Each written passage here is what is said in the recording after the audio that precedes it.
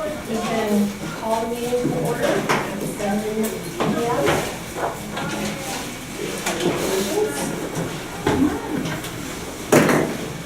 I pledge allegiance to the flag of the United States of America, and to the republic for which it stands, one nation, under God, indivisible, with liberty and justice for all. Roll call. That's me now. Academic.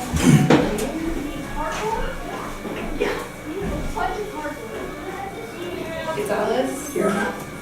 Ready. Oh, goes on this side, doesn't it? Yeah, but no. Mesa Jack. Yes. Monzone. Here. Okay. Here. Pelletier. So now we're at the approval. Actually, I'm gonna ask if the board can move new business, the audit presentation up in the agenda so that Brian will be here from SIGA can present and then he doesn't have to sit through the rest of our board meeting. Go Is back that to the okay? straight beat. All right, so That's we're, right. so we're at new business audit. Right. So Brian. All right. Well, on behalf of SIGA, I'd like to thank the board for inviting us to present the report resulting from the audit for the library's year ended December 31st, 2017. You should have two documents. One is the annual financial report, which is the one we'll start with, and then we'll get to the auditor's communication to the board. So if you open the annual financial report, you go past the table of contents to page 1. Page 1 is on SIGA letterhead. And this is where we give our opinion on the financial statements. So in order for us to give an opinion on the financial statements, we're required to follow two sets of standards. One are the auditing standards, which are issued by the AICPA, which tells us the types of procedures that we need to perform when we're conducting an audit. And then the second set of standards are the financial reporting standards, or what this document is supposed to look like, and those are issued by the Governmental Accounting Standards Board, or GASB. So once we follow those two sets of standards, we can then give an opinion, and we're pleased to present an unmodified opinion. And what that means is that the financial statements are presented fairly in accordance with generally accepted accounting principles, those GASBs, free of material misstatement. And this is the highest level of opinion that you can receive on your financial statements. So just past the independent auditor's report, you come on page 3 to the first audited financial statement. So the statement of net position is what I like to refer to as a global view financial statement. The financial statements that you see throughout the year internally show you your current assets and current liabilities, so like your cash balance and that kind of thing. This global view in the audit is on what's called an accrual basis, so it has all those current type assets, but then it also has your capital assets like the building, and it also has your long-term liabilities, and GASB defines long-term liabilities to include the net pension liability for your pension. So that's why you have a liability due in more than 1 year of just under $3.4 million, because that includes $3 million for the MRF plan and a little over $387,000 for the IMRF liability. So those large liabilities in and of themselves cause your unrestricted net position, 2 lines from the bottom of the page, to be negative. Doesn't mean you did anything wrong, and we'll see further in the schedules that you're funding exactly what you're supposed to fund for your pension. It's just any government is going to have a amount that they need to fund in the future, and that's what GASB has concluded should be a liability on the statement of net position. So on page 4 then, still on an accrual basis, and when we look at a statement of activity, we have expenses, we have revenues. Expenses include a charge for depreciation on those capital assets, so not an expense that you actually pay out.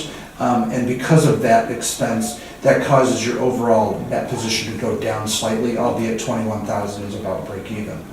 Now that's not really how you measure yourself as a library from a financial standpoint. What you're more used to looking at is fund balance. And so on page 5, you can see your two funds. You have the general fund and your special reserve fund. And we have our various short-term assets, our liabilities like accounts payable, wages payable. We come down to fund balance, which is the amount of reserves, if you will, that you had available to begin the fiscal year you're operating now. And you can see for the general fund that was just over $923,000, and for your special reserve fund just over $74,000. Page 7 then shows you the activity for the year on this same short-term focus, fund balance focus, in terms of revenues, expenditures, changes in fund balances. So if we focus on the general fund had $3.4 million in revenues, with $3,317,000 in expenditures, including $100,000 of debt service principal. So you paid your note down. We'll see in the notes to the financial statements that note or loan payable was paid down by $100,000 during the year. And then, so you had an increase of $102,000 in the general fund before you made transfers over to the special reserve, and you were able to transfer over $68,600 during the year to start building up that special reserve. So overall, you had an increase in your fund balance then in the general fund of just over, or just under 34,000. So you went from 889,000 to the 923,000 that we saw on the balance sheet. As you turn the page and we go into the notes to the financial statements, you see that note number 1 is called the Summary of Significant Accounting Policies. Here is where is disclosed all of the various notes or policies on how the financial statements that we just went through are reported on. So I'm not going to go through any of those in detail, but as you flip through and get to page 14, which is my next note for you, you'll see that there's all these various policies that are followed in order to record those transactions on the financial statements. So note number 2 on page 14 is a note about deposits and investments. And note number 2A talks about deposits with financial institutions. Custodial credit risk is the risk that if any of your depositories were to go out of business, would you be able to get your money back? And specifically, local governments are allowed to obtain collateral for over and above the FDIC insurance limit, which is $250,000. So as of the end of the fiscal year, you did have some deposits that were over that $250,000 that were not collateralized. And in the other document, we make reference to it as well, but you should also know that that's already been remedied after year end, and that collateral has been pledged once it was brought to the institution's attention. So while at 12/31, what we're reporting has that number, all is good as we sit here today, and that's what's most important. So if we turn from there over to, let's go just one more page 17.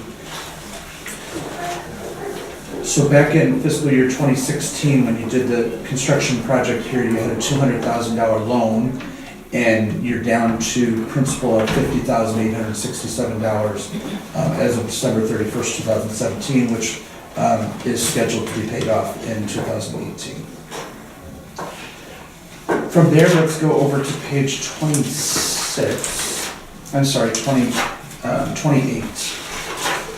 where we have some additional financial information on the general fund.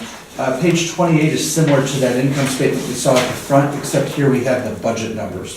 So when we talked about the revenues of $3,419,000 up at the front of the report, here you can see that compared to your budget, you were just above your budgeted revenues of $3,398,000. Similarly, so that was a positive variance against the budget, and then you budgeted the same amount of expenditures, and you were able to control your expenditures and keep that below the budget, so you're $3,317,000. So that's how you generated that increase to your fund balance, which allowed you to transfer funds over to the special reserve fund. Page 29 then starts the presentation of some information related to the pension plans. So new employees participate in the IMRF plan. Some of the employees that have been here for a while are in the MRF plan. So you can see each year you're contributing exactly what's required, and 4.5% comes out of employees' checks, and then the library has an employer rate, which for the year was a little over 9%. Those two are paid each and every month over to the village, which in turn pays IMRF. Because you're part of the village's plan, based on how that's set up statutorily with IMRF. So you're doing exactly what you're required to do. The budgetary amount was that you paid was $110,000 during the year. Page 30 then is information related to IMRF in terms of what your liability was at the end of the year. So the The library's portion of the total liability for that total plan was just over 27.5%, which equated to a liability of $387,000. So each and every year you'll be paying a portion of that liability as part of that employer rate. And so gradually you can see that your net position or your assets as a percentage of the total, you were 78.16% funded, which is right around that 80%, which is where you've been hovering the last couple of years, which is a healthy funded pension plan. So the MRF, or the Municipal Employers Retirement Fund, information begins on page 31. Once again, you're putting in exactly what the actuary is recommending. This plan is a little more expensive. $208,000 was the amount that you paid in for 2017. You can see that's the same as what the contractually required contribution or actuarially determined contribution was. Page 32 is the activity on the MRF for the last 3 years. And if you focus on the 2016 column, during 2016, the liability side of things went down significantly because there was significant payout. You have a couple less people that are in the plan than were at the beginning of 2016. So that's that decrease in the liability of $1,257,000. That was a payout which reduced that liability down to $3.6 million. The fiduciary net position is just a fancy way for saying assets at market value. So in the middle of the page there, you see the activity, the employer contributions, the active employee contributions, what the investments earned during the year, those payouts, those benefit payouts that we saw, the $1,257,000. So your assets were at $605,000. So you had an unfunded liability of just under $3 million. So those are what I consider to be the highlights of the report. Be happy to answer any questions that you might have on the annual financial report. On this page 32, it says the Village of Morton Grove. Are you, is that because we're under the villages? Yeah, that should say, I apologize, that should say Morton Grove Public Library. Okay, so This these is the figures library. are Yeah, our figures, yeah, I not apologize for the that. Morton, Yeah, okay. good catch. That goes through like So that's pretty cheap. multiple sets of eyes in our office, and none of us know that. Yeah, well, we knew the villages chief. Well, I know that, but they're really getting away with murder. The villages MRF thing is much more than our. I'm Yes, sure, that's why I'm exactly. going, oh my God, this is wonderful. The second document is the communication to the board. So what's in this document is all of those audit standards that I mentioned issued by the AICPA tells us that we also have to communicate certain things to you, the board. And the first section is what we do there, and then we report to you any suggestions we have. So if you turn to page 2, this is our kind of our required communication, and I'll go through this at a high level. So the middle of the page is talking about those accounting policies that I referenced in the notes to the financial statements. And the middle paragraph is just saying that there weren't any new accounting policies this year. So nothing to alert you there. Then we talk about accounting estimates. So when we talk about retirement plans and liabilities, those are all based on actuaries that are estimating things, right? They're estimating how much the investments are going to earn. They're estimating when individuals are going to start receiving a retirement benefit. They're estimating how long they're going to receive that retirement benefit. So this is just saying that the significant estimate is in those actuarial evaluations. The bottom of the page, we didn't have any difficulties in the audit. Into page 3, the second, we didn't have any disagreements, both with the difficulties and disagreements. If there were any issues, you wouldn't be hearing about it tonight for the first time, but this is our required communication, so it comes into this document.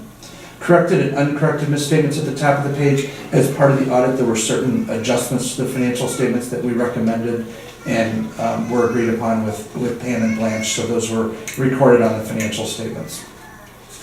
Page 5 then, page 5 and 6 were basically the adjustments that were recorded on the financial statements, and the most significant of which just getting some of those transfers in the right accounts for the transfers that were made between the general fund and the special reserve fund.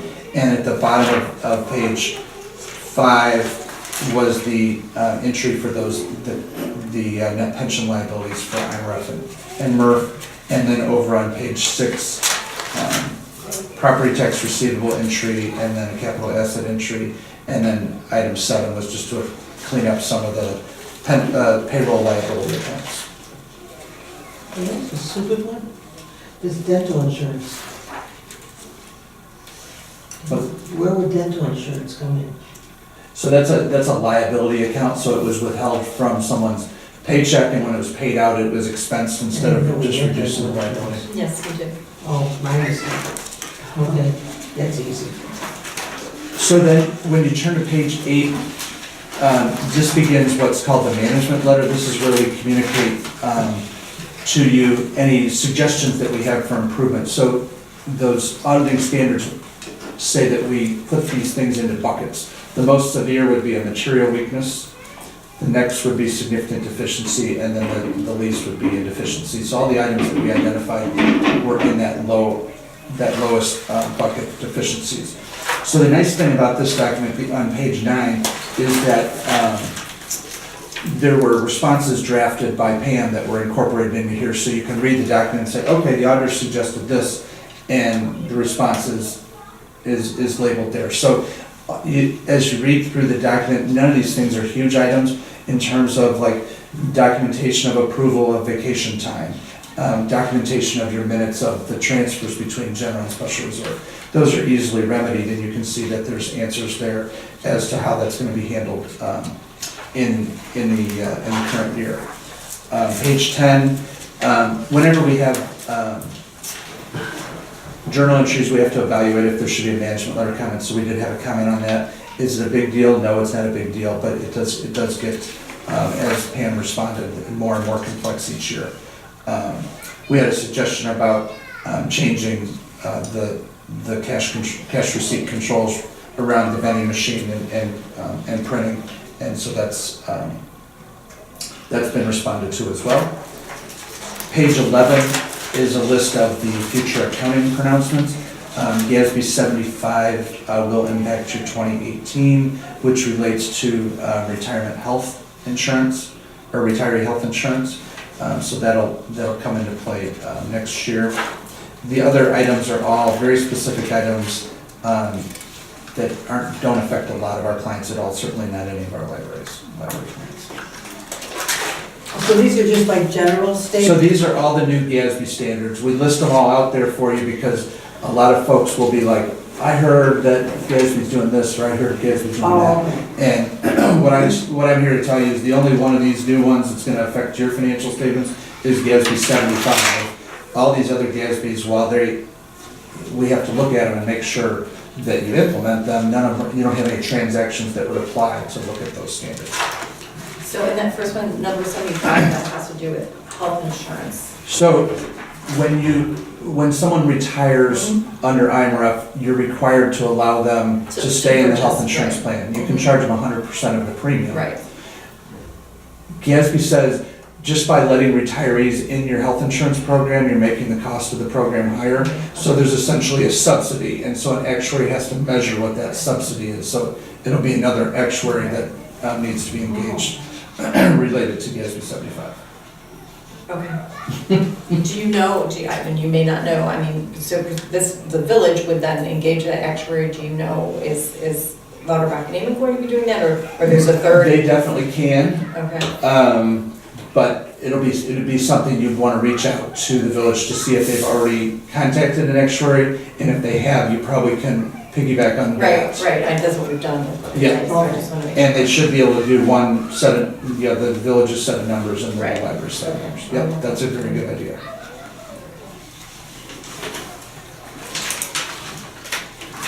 Then if you go to page 13, page 13 is the recommendations that we had from last year's audit. So this is kind of our follow-up to say, so what's been done. So that the first item where you see status, so that one was implemented at December 31st. The next one we talked about with uncollateralized deposits, that was still applicable this year, but it's been remedied with the detailed response there at the bottom of page 13. So that's been taken care of. And then page 14 was that comment for journal entries was implemented as well.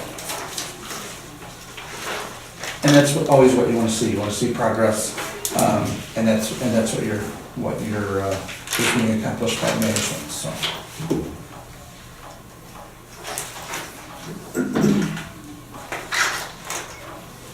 Be happy to answer any questions you might have. The audit went very smoothly, right on time, and able to get here to your April meeting, which is always good to give you some timely information related to the prior fiscal year.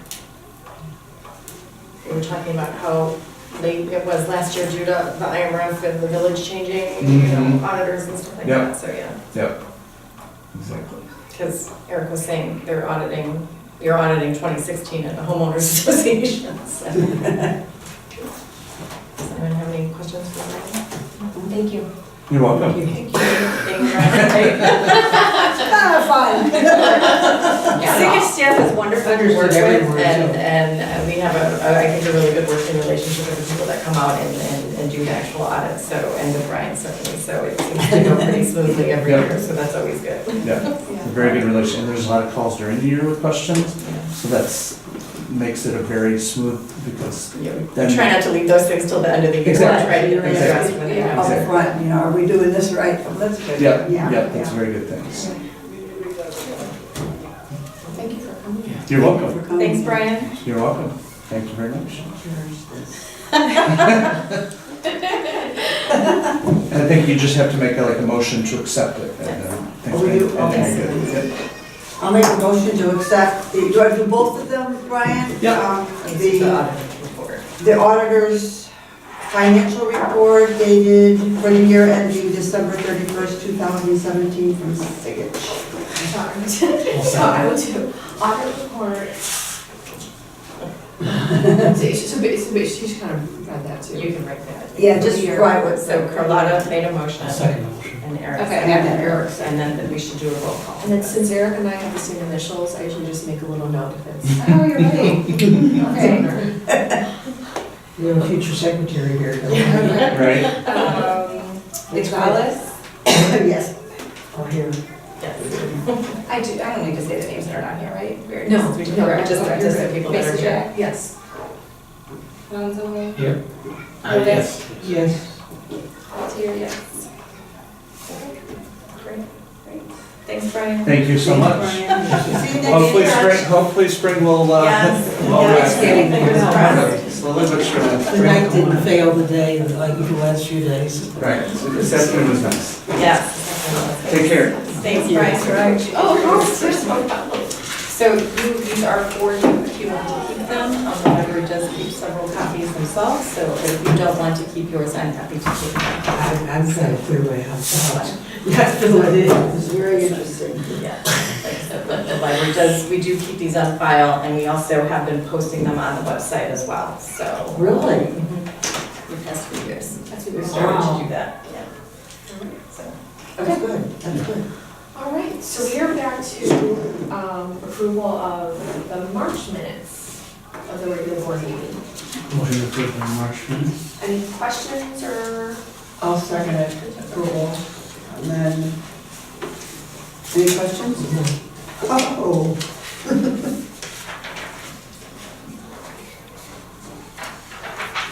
Sometimes I keep my mouth shut.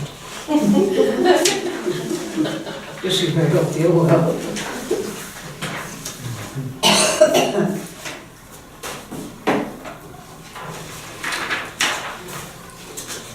Oh, do I have to take a roll call, don't I? you can do a voice vote for minutes.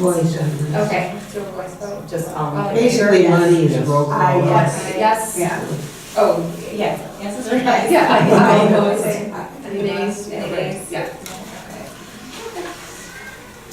Public comments, agenda items only, they're just, public. President report, is there anything that you're reporting for Stephanie or? I am reporting, the biggest thing from Stephanie, she did tell me I could say this, Stephanie will be moving out of the district. She's Really? moving to Michigan, and so she's not exactly sure when she's moving yet, but it probably her last board meeting may be May or June, depending on her schedule. So she has she has discussed a little bit with Emily and Joanne in different conversations, not together, because that would be an open, that would be a meeting, but, you know, potential interest in taking over the president's position and how that might affect the officer positions. So the board will have to decide how we want to move forward. We can do a couple of different things. We can reach out to the second candidate that we had, that was between Eric and this other candidate that whom we liked very much, that older woman, I can't remember her name. I can't do it, but I know who you're talking about. Lima. Yeah. So we can reach out to her and see if she's still interested in serving on the board. We can do that first, if we want, or the board, or we can put out a call. So, or we can do a combination, however the board wants to move forward with that. Just give me direction, and I'm happy to do that. So, yeah. Do we discuss it now? You can discuss it now. You can wait and make a decision for the next. I mean, you can think about it. I would ask her first before we put out a public notice. Yeah. Does I everyone? would agree. Okay. I mean, And then if We did not meet her, but I would trust that you. Well, I mean, Right, I'm assuming She wanted to be here just like we did. It was very, I think, we had a very hard time choosing between Eric and this woman. She was very, you know, enthusiastic about the She library. loves libraries, so she's very positive, she's going Right, to be a right. good person to work with. right. So- And then if she just says, no, I don't want it, then Then we'll Then we'll meet back have at to- the beginning. Okay, so I will, before the next board meeting, I will reach out to her and see what her response is, and then we can, we'll probably have more information from Stephanie. She's actually not here tonight because she's going up to Michigan because they have to do some things with the house that they're having built up there.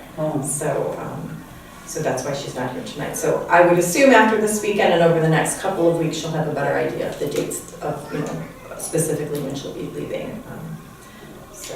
Would you email all of us if she accepts your offer, just so we know, like, then we can reach out and be like, hey, anybody else want to take the board? Right, And and we we can can like let her those. You two are the most, maybe three are the most contacts. So, yeah, because if not, then, and Stephanie had offered as well, that if we do open it up, that, you know, she'll put a link on her Facebook page and those kinds of things to the online application. When is the actual turnover? What month? June, July? Well, there isn't one, because Well, this the past summer, well, We had a primary election, would there be? so the way that it works, so right now, because we've got a number of appointed positions, so let's not talk about Eric and Joanne's positions, let's just talk about what Stephanie's position will be. So if, once someone is appointed, they will serve in the appointed capacity until the next election that they're able to run, the next general election, so that will be November of 2019. Oh, So at that point, right. they will have to run to complete the rest of her term. So, and without looking at the board, the breakdown, I don't have that with me, I have it upstairs. So we didn't want to screw it up again. the new person. Right, so that's actually, So it's, Stephanie's term goes to 2021.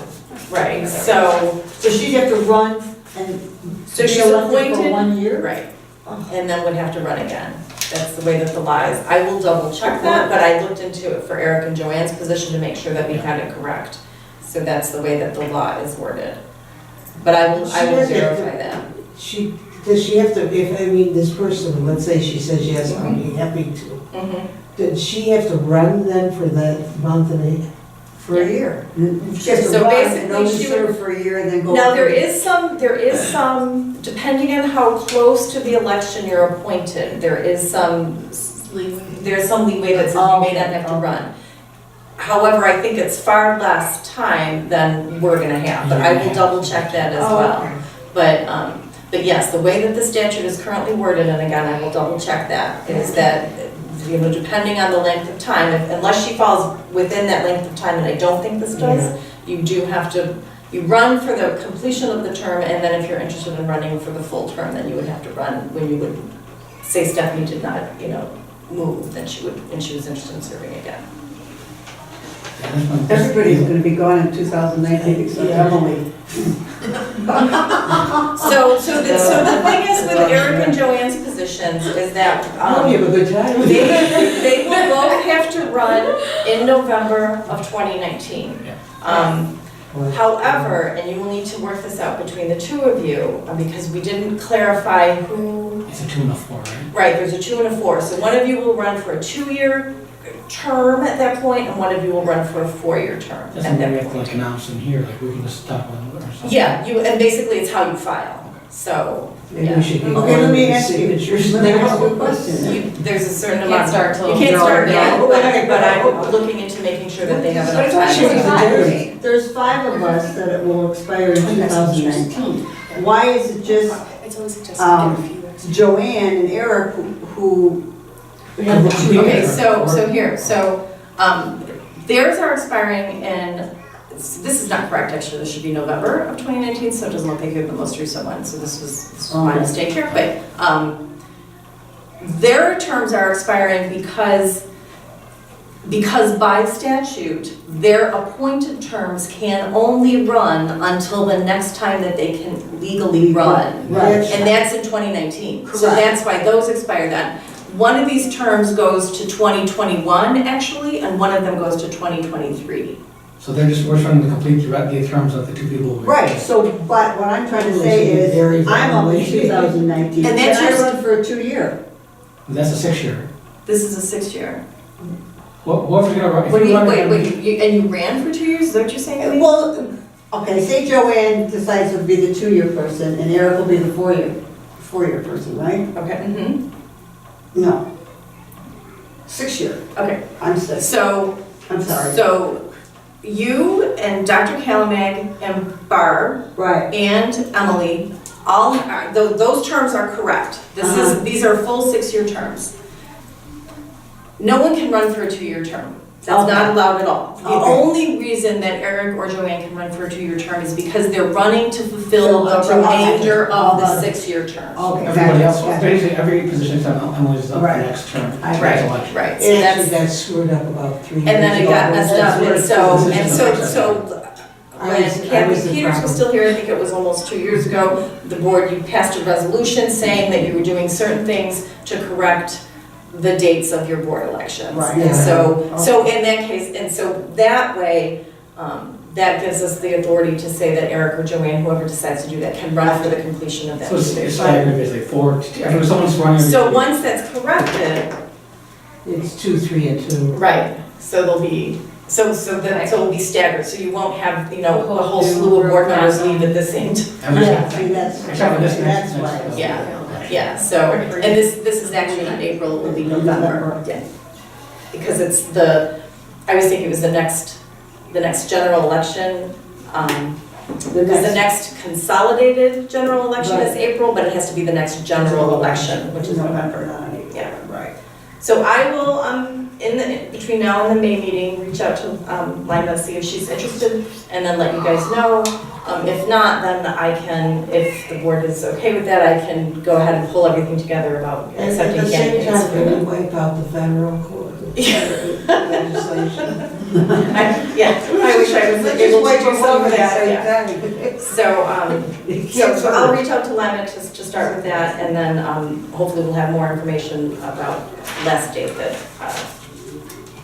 Stephanie will be here. So that was the only thing I had from the president's report.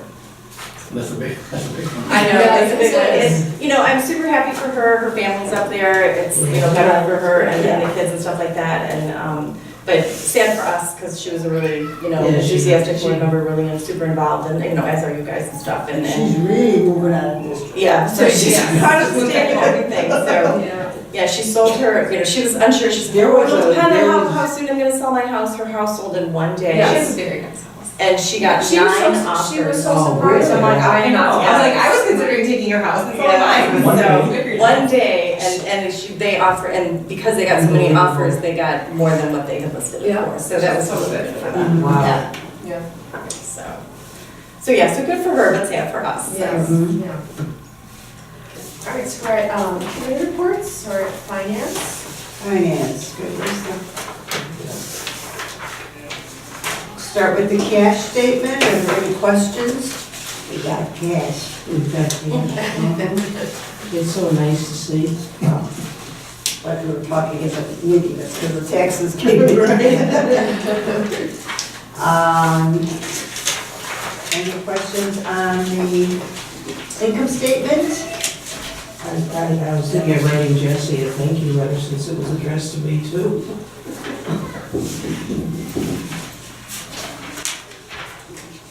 No questions? No questions. Questions? No questions. Q&A? It's pretty much the same, I agree. Yeah, that will be different next month, but I'll talk about that. The check register, I'll point it out to you, at check number 2161, and then it says 2161A. That was not a voided check, it was just a continued, it's the Midwest tape, and they pay so many bills from different funds out of that, that it just, there wasn't enough room on the check to say where. We had to void the check because we needed, the memo field Yeah. was too big for just one check, so we needed to use a memo field for the following check. Right, so we just Okay. set that on. Because Midwest tape, this department, you know, every department is separate. I So see. that's why she does it on the check. It's one big check, but,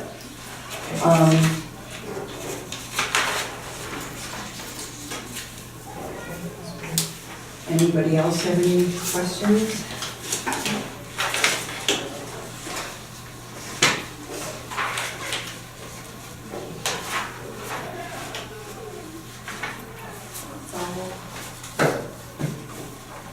So we just need a motion to approve I'll make a motion to approve the March financial statements. Oh, second.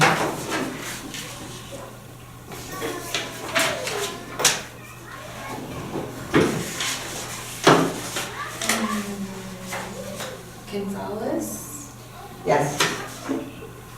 Mesa Jack, Yes. Monzone, Here? Yes. Novick, Yes. Pelletier, yes. Facilities, we don't have anything for facilities. Policy, can we do that now? Yeah, we can do that. Yeah. So that should be after, you know. So we went through 3 policies, including the interlibrary loans policy, which caused the little headache a little earlier. Did you highlight like where the? Oh, you know what, I forgot that, I'm sorry. Which totally So- fine, just so I. So on interlibrary loans, the only thing that really changed on there was I pulled out renewals. It used to be part of, under just requests. I pulled that out and made those separate bullet points and then made that, that renewal request can only be made once. I clarified the language in that. So that was the only difference with this policy. So what we discussed last one? Right. Yeah.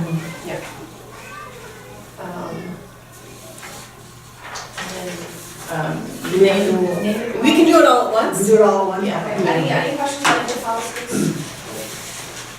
I should say, naming policy was not substantively changed. I think I made a few changes and, you know, there was some punctuation. Clean things up a little bit, but no substantive changes to that. And similar to, is it okay that I go on, the recording of public meetings policy, no substantive changes to that. I just clarified and listed some things out, the Illinois Open Meetings Act, and gave the actual statute number and that kind of thing. Once these are posted on the website, these mentions of the, you know, different statutory obligations we have will be links to that actual statute, so. So someone say, because we're saying we abide by the Illinois Open Meetings Act, but if no one ever, they don't know what that is, so we're gonna have, that will link to the Open Meetings Act, that kind of thing. We're getting very loud in here. Yep. Yeah, I'm sorry, I'm gonna. Oh, no, you're fine. No, so should we do one motion for all 3? You can, unless there's questions and we want to pull them out, but it doesn't sound like there is. Any Motion questions? to, Go ahead, yeah. motion to approve the, amendment to the, interlibrary loan, the three amendments to the policy changes.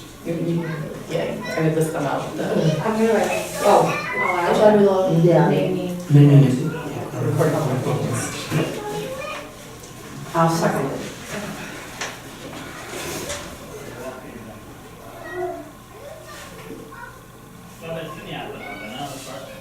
we voice vote that? You can do it this way. Okay. All in, wait, what is it? All in favor? All in favor, say aye. Aye. Any nays? Any opposed? No. So we're at staff reports. In addition to my written report, there are a couple of things that I want to mention. So if you look at the statistics page, not the programming statistics, but the one that's really tiny, and my apologies the way that printed out. But you will see that we count library card holders, which is under patrons on the second page of the statistics. So the top of the youth collection, then it says patrons, and then it says active cards.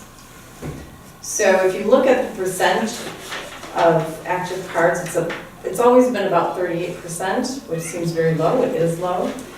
So one of the things that I have instructed Ron, the network administrator, to do, and so he's been working on this off and on for the past several months. I wanted to see how many cards there were per household. That if there was at least one person that held an active card. And so he just completed that the other day. And so based on the US Postal Service residential delivery data, does not include post office boxes, but so residences, there are 9,042 deliverable homes in the Morton Grove zip code in 60053. The number of homes that have at least one active card is 4,905, which puts our library card penetration into homes at around 54%, which I think is a much, I was really gratified to see that, but it means that, and I mentioned that to Stephanie because she stopped in yesterday to tell me that she was going to be here today, and so I told her about this, and she said that absolutely makes sense, and for her, she said, I'm the only one in my house that had a card, but that I checked out all my kids' stuff on that, and she said, I finally got them their own cards like 6 months ago. So there's a lot of people, and you guys may be the We same have 4 way. cards, and I am usually the main one checking. Right, or you know, or you make your own card. And so I think this is it's another piece of information for us as we go forward. And So bring I down was- your statistics. Yeah, but no, I mean, I think it's totally fine, but there are a number of families that we This is know useful, yes. that only have one card for the household. Or maybe 2, and they use one of them to check out, all the books for their 3 different kids, and then the husband and wife have one, or whatever. So I thought this, as I said, was gratifying because it does, I think we are reaching more households than we thought we were based on just the library card, for per residence, because obviously, that counts counts everyone who may not even be old enough to get a card. So. Do you think there's any power in a newsletter or whatever? Do you want to get your own card? Well, we do a lot of, Is there any power in it? Is it worth the effort? well, there are some things that, I've been talking to Jeff about. Jeff is the head of circulation, for those of you that may not know. Different marketing initiatives that we can try for that. Every September we do library card sign up month, and we try to get more people to sign up. It doesn't seem to budge our numbers. We seem pretty static, give or take, 50 to 100 cards plus, every month is kind of up or down, but not by much more than that. Right. So one of the things that we can do, and that we're unique, I'm not unique, but unique, the libraries that I've worked at, we're in a unique position in that every single residence in 60053 is a member of the library. It's within the library's service area. We have no unserved areas in our zip code. So one of the things that we've talked about doing is saying, okay, we now know that there's 4,905 households that have a card, at least one card. So our next step is trying to map those and figure out which of those households that don't, and then just sending them a card. Right. Because why not? They pay for us in their taxes. We don't have to worry about, am I sending this to someone who's not in my taxing district, because they are. and, you know, see what happens and see if that, you know, if usage goes up because of that, or, you know, and then we can measure it. So we can send out a card, say it's good for 1 year, and then we can say if there's been no activity on this card, then, you know, we'll deactivate them or whatever. So we're gonna do some things based with this data. So next thing that Ron is doing is we wanna map it, because we also wanna see, you know, anecdotally, it's always been kind of, well, you know, the west side there's not as many card holders in there because, you know, people don't realize that this is where the libraries are, or they get their card and they go to Niles or whatever. We think that, but we don't really know that. We don't have any data that backs that up. So mapping that will give us a good, you know, we can say, okay, is there a real proliferation on the east side? Or do we have more card holders on the west side that we just never even knew about? And if so, how can we better serve that? Or, you know, how can we better get the word out that, you know, people on the west side are being served, or we do this, or whatever. So there's that. And then also figure out which households don't have a card, and then do some kind of marketing, more specific marketing, as I said, I mean, up to, in fact, just sending them a card and saying, here's your card, it's active, you know. But then the other thing that we're trying to do is that when we look at what we call an active card, what that means is that it has to be a card that has been used to check out an item, a physical item. However we decide that. Oh, okay. So we usually say, sometimes it's a year, usually it might be 3, because that's the expiration period, and we try to purge over time, so we don't have a lot of kind of inactive cards or dead weight in the patron database. So, the problem with that though is saying something's an active card is that activity is only measured on the card if they check out a physical item. If someone comes in and they get a card and they never come in the library again, but they check out audio or, you know, like any of our e-resources, they use our databases, whatever, those are counted in other ways, but they're not, there's no activity on that card. The database doesn't measure that on the card, when we look at activity on the card. So we're looking at ways to, go ahead. Oh, no, sorry. So we're looking at ways to tie those things together so that if someone gets a card and they leave the library, the other thing is that someone gets a card and the only thing they ever do is use the internet computers. That card is active, you know, because when that card expires, they have to have a valid library card. But if all they're ever using it for is the internet, we consider that a use of our library, that's a valid use of the card, a valid use of the library. We don't count that. There's nothing that measures that card that says this card has been used for this, so therefore it's still active. The only way that the system, our integrated library system, our checkout system sees that as an active card is if the physical item is being checked out. So that's a problem in today's world. Absolutely. So that's why, you know, when we look at these statistics, we're trying, you know, we include a lot of different things, but, you know, I want the board to have a clear understanding, and for myself as well, you know, making budgeting decisions going forward, is that how are our resources being used? How is our staff being used? How are our online resources being used? How are e-resources being used? And so, and trying to get away from a little bit the idea of that circ counts of physical items or active cards.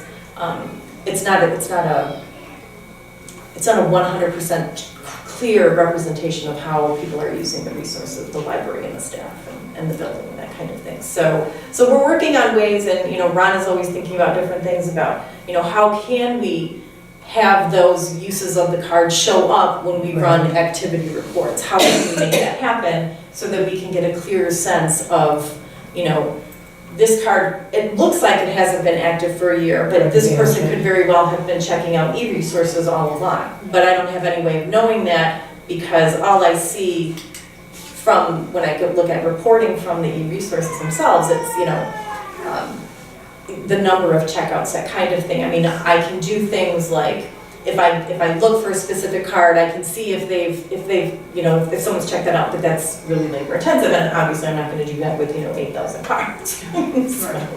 So we're looking at ways to tie all those things together so that we can get a clearer idea of activity based on library card number.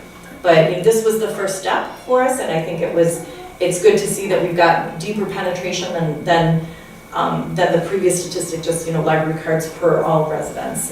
This, I think, is a better representation of the coverage that we have in the village.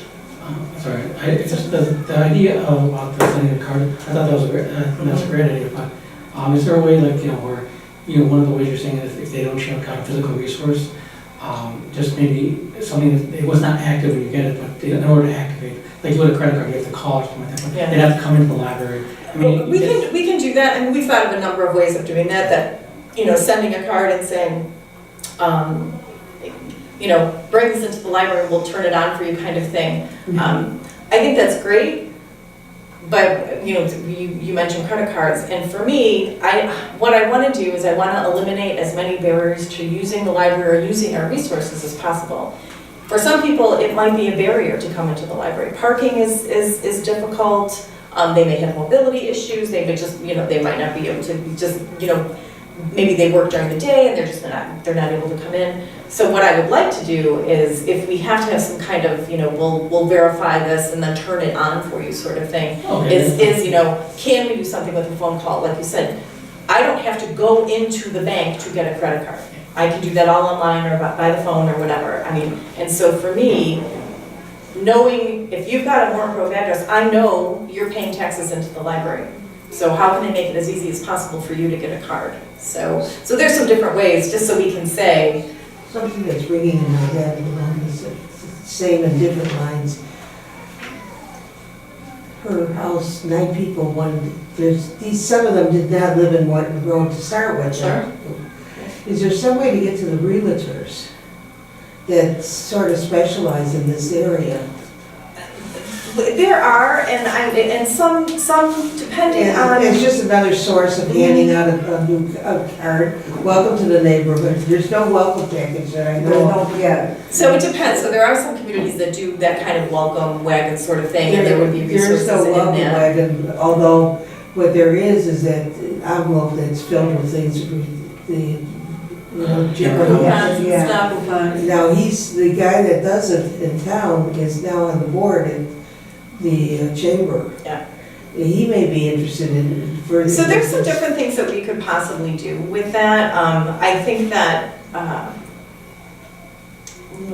are you talking about Mark Vance? I can talk to him about some of the chamber stuff. Usually, so what we did occasionally at St. Charles, we kind of, it gets out of, we started doing it and then we stopped doing it just because we had all these other things going on.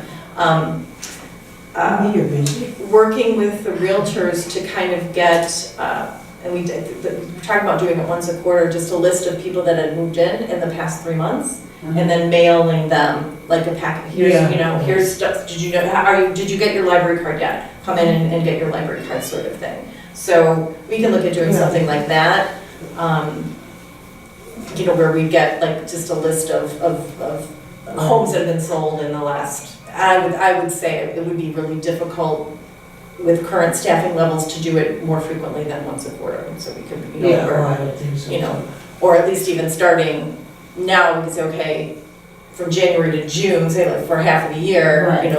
What homes have sold, and then reach out to those families and that kind of thing. So, but again, going back to what Ron started to do with looking at what households do have cards, that's a good way for us to say, okay, even if someone moved in 3 months ago, if they've come in and gotten a card, they're going to show off that they have an active card. So now I'm not going to reach out to them again. I want to pinpoint the people that don't actually have cards. So there's all of this is kind of different pieces of the same puzzle, if you will. So, but I can start looking into that about. Yeah, it's just a thought. Yeah. So that was all I wanted to point out in addition to my written report. Something I don't remember. I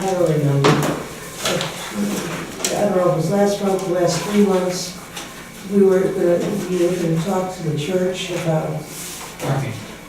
parking. I have been trying to, what am I going to talk to them about I don't parking? remember. So the issue with parking with the church right now is that we currently do not have an active lease with them. Oh, So they weren't they gonna bump it up $100? Well, I hadn't heard from them, but before they reached out to us, I had written them a letter saying, you know, my board, you know, is concerned about, you know, the cost of this going up, and I made them a suggestion that we would pay for the next 3 years at our current level.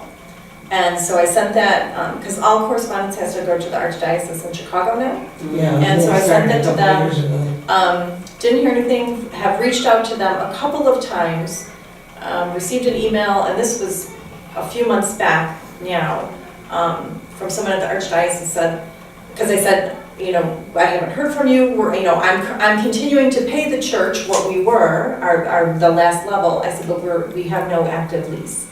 So, they were going to get back with me, they have not gotten back with me, I need to reach out to them again to say, I mean, actually, I've reached out to them 3 times now because then it came up with the audit, because the auditors asked, Sikich asked, they said, you know, we're seeing this payment to the church every month for $1,000 for parking, do you have a lease? And I said, it expired in September, I've been trying since September to get a lease from the church. Have we ever had, we have had leases from Yes, them? we have had an actual Yeah, contractual yeah. lease with them. Yeah.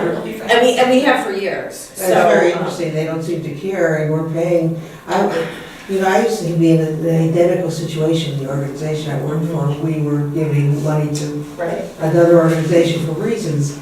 They stopped reacting, yeah. they stopped cashing the check. Well, what's interesting is that the lease and all of that has to go through the Archdiocese. The payment actually gets sent directly to St. Martha's. Of course. So, That's what's wrong. so we want to maintain good relationships, so I mean, Yeah, we St. could, Martha's isn't stop probably even paying paying, attention to it. you know, I don't want to do that. Well, I think they are, they have to give a portion of that to the archdiocese. Oh, they do? Oh, absolutely. Yeah. Oh, I had a question about what it. do you do, they're conservative? I'm sorry? Oh, yeah. And the first page of your report, you were talking about, it sounded like you had a great in-service, that sounded like some really great topics. Yeah, I think it went really well, and I've heard a lot of a lot of positive feedback from staff. Great, yeah. So you said that several staff were requesting AED or CPR training.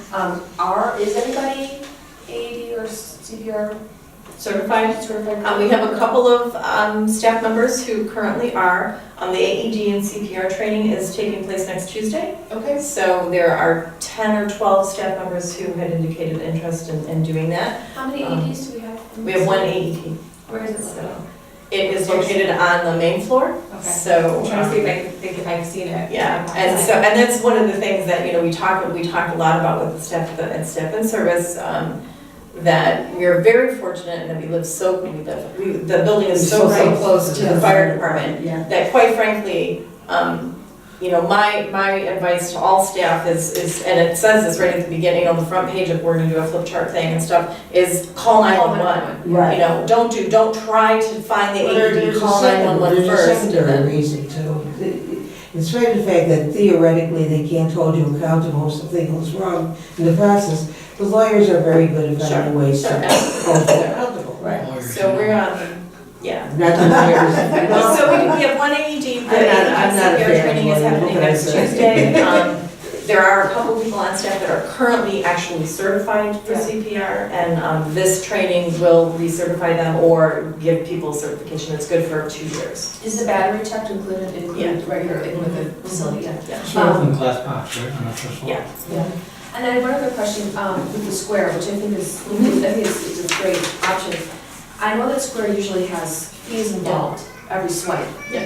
Is that something that We're absorbing. we're absorbing that? Yeah, and that we're absorbing the fees for any credit card use that we're allowing now, both in the, because we take credit cards now for printing and photocopying, and then now with Square, any of those fees we're absorbing. The idea being that because we're making it easier for people to pay for things, that increases the amount of money coming in, and then we'll offset those fees. Yes, but there are certainly fees associated with that.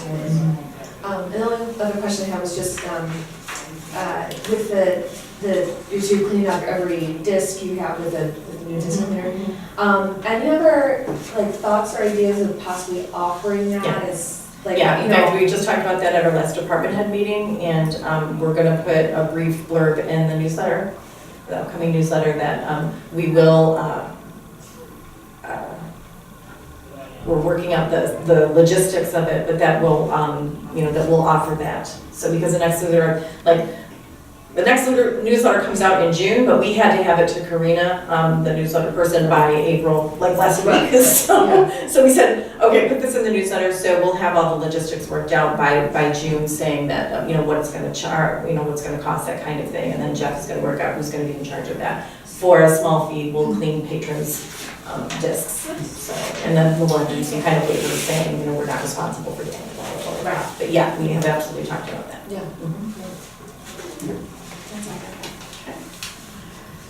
All right. So we have corporate counsel, Nothing. unfinished business.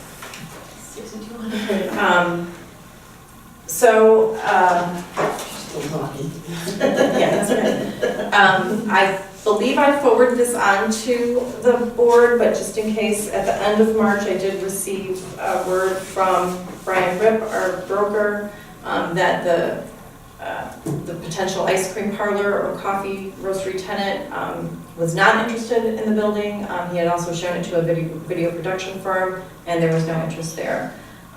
He did email me what the ice cream person emailed to him, and this is what he said. Brian, I'm going to pass on 6200 Lincoln. For me, there are too many unknowns about usage, and I can't get there with the vision for the space. My dairy guy and coffee guy aren't close enough to making plans. Any TI, I think would be significant. I think it's something investment. Would be significant, and unfortunately the building wasn't intended to be used as retail, even though it looks to be in pretty good shape. Thanks for your help and good luck with the sale. So he said he would keep at it. So there's that. Brian's contract actually expires, I believe it expired last week. So he's not showing, he can't legally show the building without him being under contract. He has not reached out and told me that there's any interest in it, because I think if there was, we would work around that, certainly. And he's been very good about wanting to work with us if he can. So a couple things. I recommend to the board that we renew his contract. I think he's done as good of a job as he can do. Right, but look at all the people that have come and made offers. Right. And, I mean, it's not that it's not. Right, so I mean, People are not interested so in the it, they're limitations, I think, are with the building and then possibly with some of the zoning ordinances, not so much with whether or not Brian is working hard or not working hard. I think he's done a really. Is Brian willing to sign that? He may not want to deal with it anymore. Yes, he is absolutely willing to keep working with us. Okay. Yeah, Because the so- conversation is based on, they're actually selling the building, so. Yeah, So so, I definitely think we should continue. so if the board instructs me, I will go ahead and re-sign that contract with him. I agree. The other thing that he suggests is that we drop the price again. So the building is currently listed at $399,000. He is suggesting that we drop the price to $364,999. What was the original purchase price? We purchased the building for $250,000. Okay. So the original listing price this time around was $459,000. So, and then we dropped it to $399,000. Round number, we purchased it for $250,000. We spent on it, We put in another $42,000. so 300. So we have in the building since purchase $292,000. So, okay, so that's, I think it's important to keep that in mind, but I would recommend not getting really focused on whether or not you're gonna, I mean, because that was a couple years ago now, and because of the way There's no note on the property at this one, right? we owe, well, actually not on that property, no, that property is ours. Well, the other one, the construction was referred to. as- Yeah, right, but that property is ours. Also, that, so whatever it's sells for is gonna be, Exactly, and so that's why I said I would recommend not getting really hung up on what we've put into it, because at this point, It's gonna break me.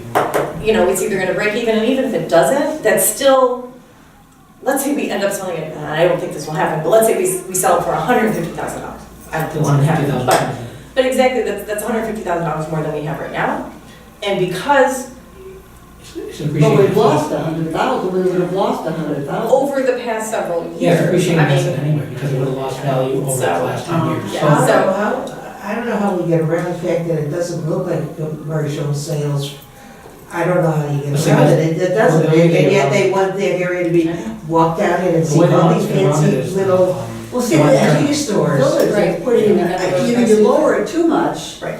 It and makes then you us still look don't bad. sell it, you're stuck at that Well, low and the thing price. is, I mean, I think lowering it to what his recommended price is not a bad idea at this point. That's not bad, yeah, that- I think that what will have to happen, what we'll need to look at, and I'm, trying to talk to the village and get the village and figure out if we can have more input to this, if, where they're at. And this whole process of looking at things, if they are looking at things or they're not, and this is what it is. Right now, it doesn't cost us hardly anything to keep.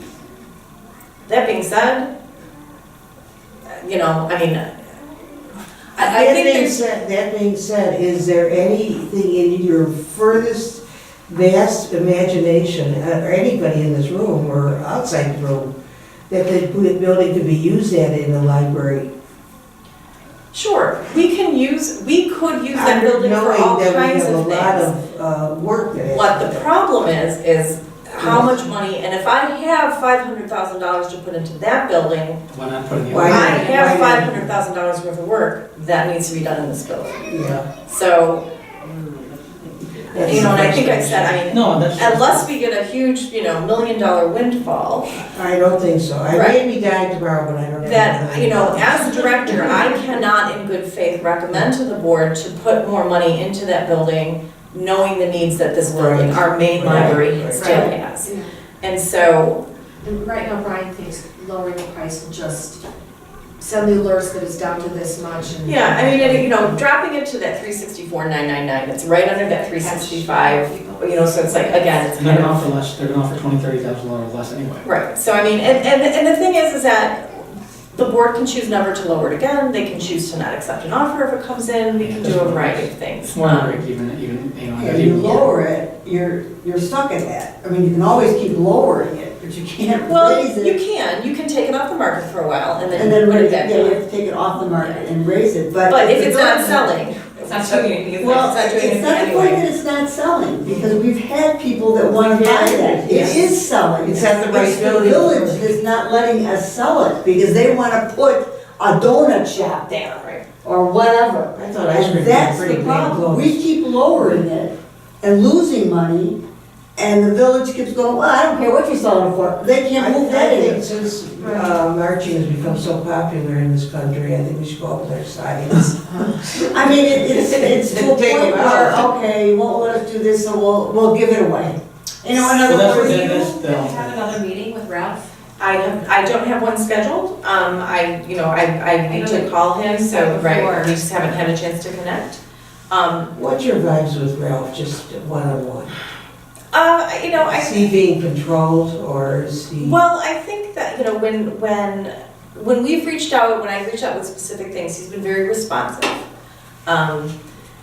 He's always willing to talk to me about this, and share some of our concerns. Absolutely, he can drive around the village and recognize that there's a lot of empty storefronts and that kind of thing, and that, while it's good to have a plan, there might be some limitations to that plan, and when do we have to kind of work in the real world sort of thing. So he recognizes those things.